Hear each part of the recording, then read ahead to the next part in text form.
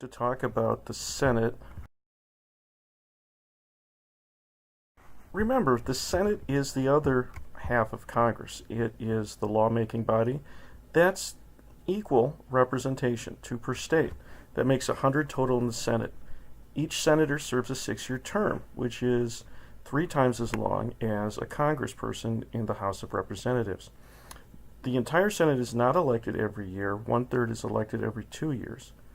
You have to be 30 years old to be in the Senate, and you have to be 9 years a citizen. Naturalized citizens are fine. There are nice salaries and benefits.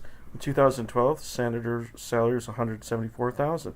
They're allowed to send mail back home using the franking privilege with the Congressional Post Office. They have a clinic and a gym, tax breaks, and pension. United States Senate. Notice that it's a chamber like the House of Representatives, but there's only 100 senators, so they're sort of more close in, and they also have more time for unlimited debate. There's less time structure in the Senate, and people are allowed to talk freely. A couple interesting features of Congress people. They're free from arrest in all cases except treason and felony when they're attending Congress or on their way from Congress. So they can't be arrested when they're on the floor of Congress. Cannot be sued for anything they say on the Senate floor or the House floor. Members can judge their own members if there's an impeachment. You can expel someone by a 2/3 vote or censure, which is sort of a slap on the wrist. A formal disapproval, you might not be able to speak for a given time period, etc. Here's some general features of members of Congress. Most are lawyers. Well, nearly half, not most. Most are white. The average age is a little lower in the House, about 57, 62 in the Senate.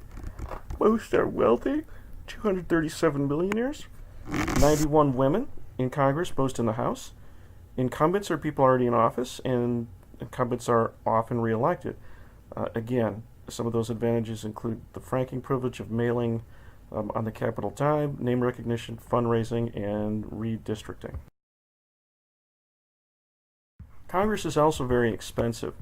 There's $2 million average for House reelection spent, $10.5 million to run for the Senate, and some Senate races go as high as $85 million.